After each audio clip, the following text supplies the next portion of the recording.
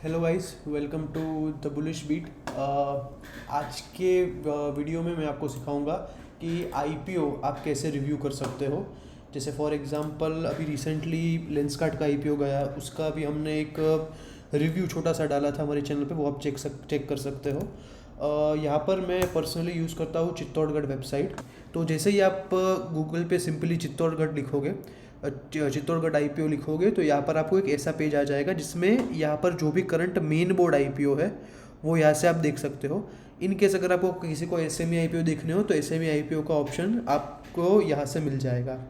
अभी यहाँ पर देखिए, हम बात करने वाले हैं आज अपकमिंग आईपीओ जो ग्रो का आईपीओ आने वाला है, उसके बारे में, billion brains garage ventures limited. तो हम सिंपली उस पर क्लिक कर देंगे।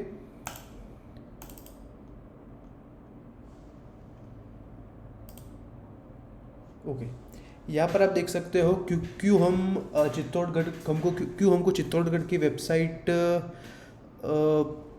को में देखना चाहिए, या फिर क्यों मैंने यही साइट मैं आपको यही साइट का रिव्यू दिखा रहा हूँ। सबसे पहले तो यहाँ पर आप देखोगे फ्रंट एक पेज पे आपको टोटल आईपीओ के बारे में जितनी भी चीज़ होगी वो रिसोर्स के साथ मिल जाएगी। जैसे एक ग्रो का आईपीओ आने वाला है, कंपनी का प्रोडक्ट है एक ग्रो।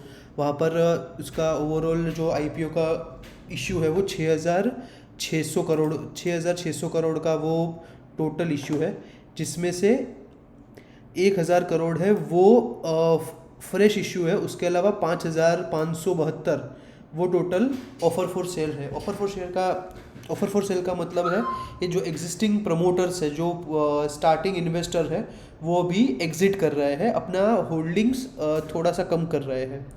यहाँ पर ये चीज़ आप देख सकते हो, वो डिटेल्स आपको मिल जाएगी।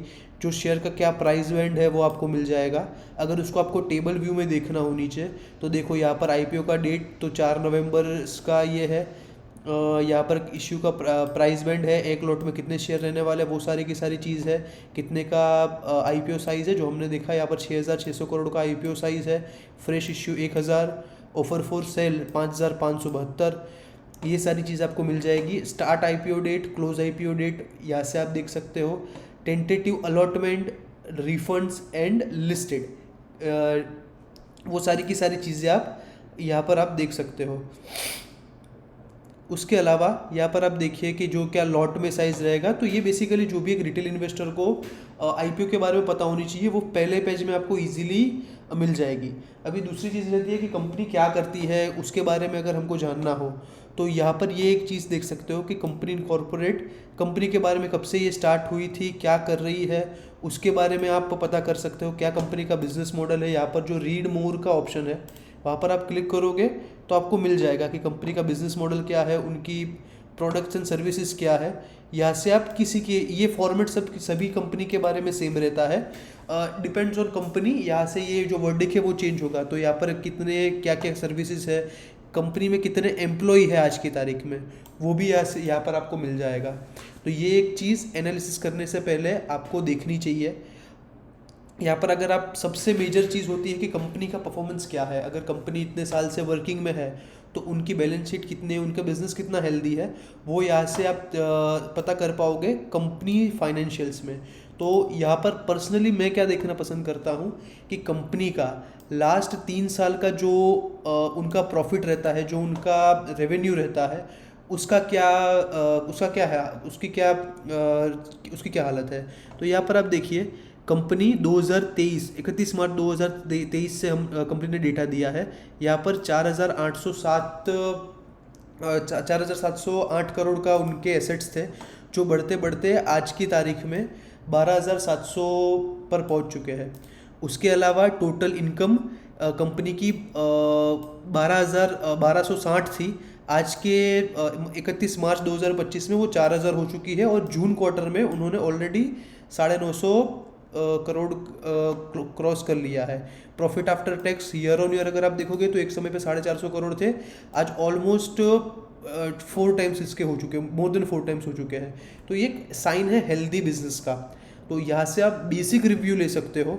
उसके अलावा कंपनी के जो है प्रॉफिट मार्जिन हो गए, कंपनी के एबिटा मार्जिन हो गए, तो ये सारी चीज़ कर सकते हो। उसके अलावा यहाँ पर आपको दिखेगा कि ऑब्जेक्टिव ऑफ द इश्यूज, मतलब कंपनी पैसा रेस कर रही है, जो भी फ्रेश इश्यू कर रही है, तो वो कहाँ पे यूज़ करेगी।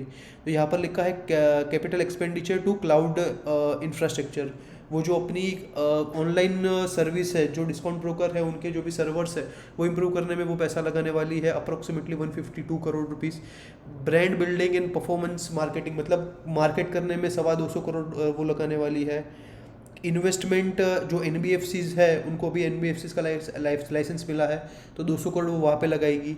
एक सर्विस आती है मार्जिन ट्रेडिंग फंडिंग, MTF, तो उस पर वो अप्रोक्सीमेटली 167 करोड़ का वो लगाएगी। दूसरी एक चीज़ आप यहाँ पर देख सकते हो कि कंपनी के पास ऑलमोस्ट रिजर्व आज की तारीख में 5,500 करोड़ है।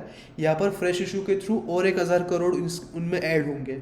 तो कंपनी मोटा मोटी देखोगे तो डेट फ्री है। यहाँ पर सिर्फ 300 करोड़ का डेट है, जो काफ़ी माइनर होता है।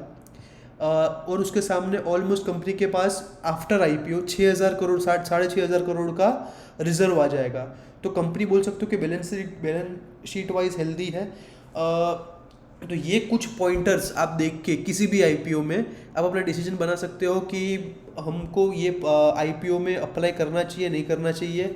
यहाँ पर कुछ लोग होते हैं जो ग्रे मार्केट प्राइस है उसको वो भी देखना पसंद करते हैं। तो चित्तौड़गढ़ की साइट पे आप एकदम ऊपर आओगे, जस्ट लोगों के नीचे, वहाँ पर IPO वाले सेक्शन में क्लिक करने के बाद आपको IPO ग्रे मार्केट का एक ऑप्शन दिख जाएगा।